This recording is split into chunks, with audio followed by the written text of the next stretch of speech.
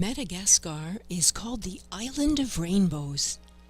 It is known for its diverse ecosystems, for its rainforests, for its unique plants and trees, for its rare endangered creatures, and for its poverty.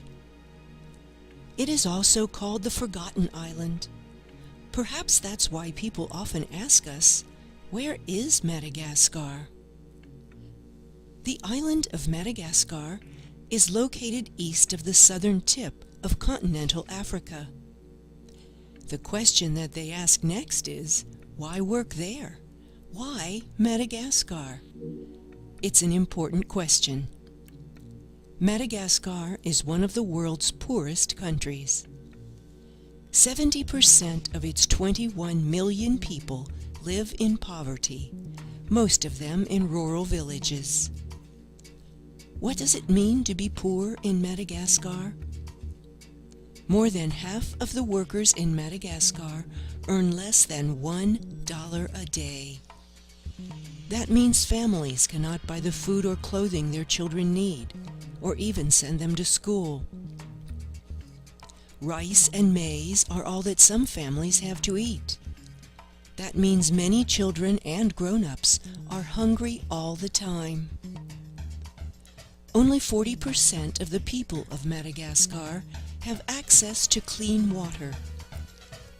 That means no water faucet in the house and no clean water nearby. Only 11% of the people have access to safe sanitation.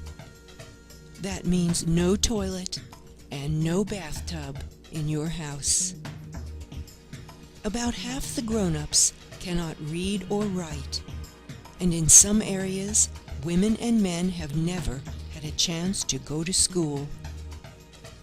That means parents cannot read to their children or help with homework or even get jobs. Fewer than half the children of Madagascar will attend school through the 5th grade. They will never finish grade school, never go to high school, and never have a chance to find a job that will help them get beyond poverty. If you are poor in rural Madagascar, you may have to walk miles to go to a clinic if you are sick.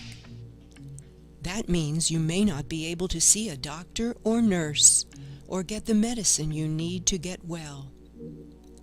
Can you imagine what it would be like to experience these things? Why work in Madagascar? Because the need is as great as the opportunity to make a difference. Caring Response Madagascar Foundation, CRMF, works with the poor to help them improve their own lives. Our partners in this work are Brother Edwin Joseph, a missionary from India, and his organization, ONG St. Gabriel. What does CRMF do to respond to the problems faced by Madagascar's poor? Brother Edwin Joseph recommended that we start with education. His motto is, no literacy, no development. So CRMF began by helping those who could not read or write. Our first literacy center opened in 2001. It enrolled youngsters who had migrated to the city from rural areas where there were no schools at all. Soani Mianatra became their slogan. It means learning is wonderful. Women in urban neighborhoods noticed as teenagers attended classes. They too wanted to learn, so the literacy program expanded. Today, CRMF funds 15 literacy centers. Graduates of the program tell us how glad they are to read, write, and work with numbers. Now they can help their children learn, and they help tutor others. When we visit Madagascar, the literacy students, ages 15 to 55, sing and dance with joy. More than 11,000 women and men have graduated from our literacy program. In 2006, CRMF shipped computers to Madagascar and opened a computer literacy program for the poor. There is always a waiting list to enroll in it, and we now have more than 5,000 graduates. Today, with upgraded computers, young people master the technology skills they need to qualify for better jobs. Our literacy program helps the poor improve their lives in other ways, too. Students in our literacy centers learned how to create family gardens and to grow fruits and vegetables that nourish everyone in the family. CRMF works with the Watson Foundation to provide seeds to families every year. CRMF also has a micro-lending program for poor women enrolled in our urban literacy centers. Women work together in groups to qualify for small loans that they use to create little businesses. A loan of about $40 enabled these women to set up a business selling charcoal, which families use for cooking.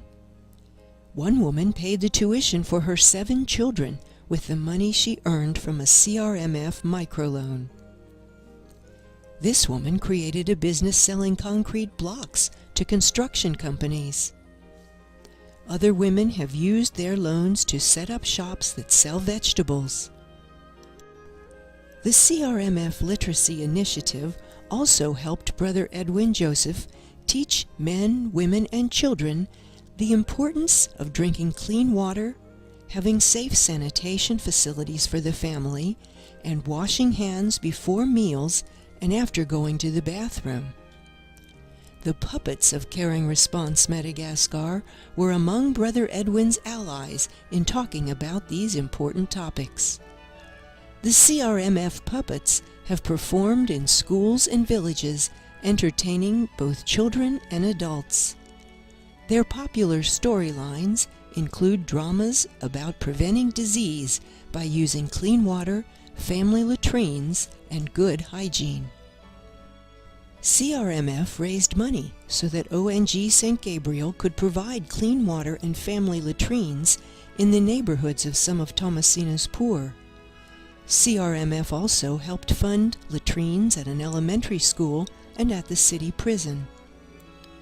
Families build their own outhouses, and they pay part of the cost of the latrine themselves.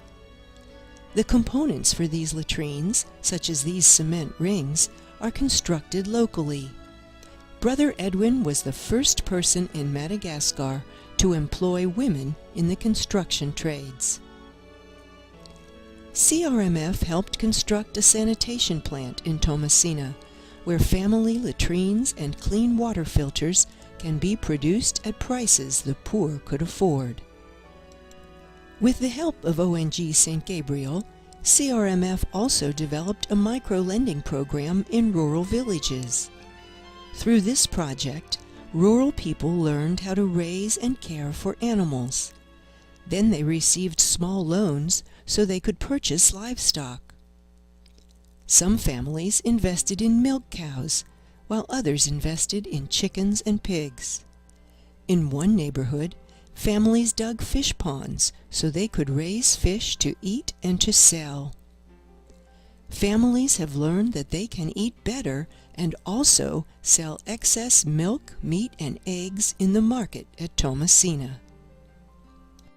Miles from the city, in the rural area, is the dispensary on Sierra Mandrosa, where many of the rural poor go for medical care.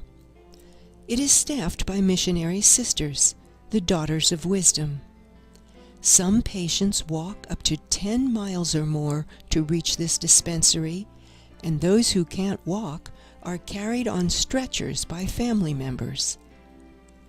The sisters treat a wide range of medical problems, from cuts and bruises to malaria, tuberculosis, and leprosy. In 2012, the sisters cared for more than 11,000 patients. CRMF has funded many projects at the dispensary, including construction of a modern laboratory to help the sisters diagnose and treat medical problems. CRMF sponsors medical education programs in Madagascar. Our teaching program helps doctors and midwives learn how to handle emergencies that arise when women have babies and when new babies have trouble breathing. Our volunteer doctors and nurses provide medical care and essential medicines for the poor at free clinics. Why Madagascar? Need, certainly. The opportunity to make a difference? Yes, that too. But there's a part of this story that I haven't told you, and it has to do with faith. In 1999, my then 20-year-old son told me he wanted to work with the poor in Africa. I said to him, "David, if that's where God wants you, the way will open before you."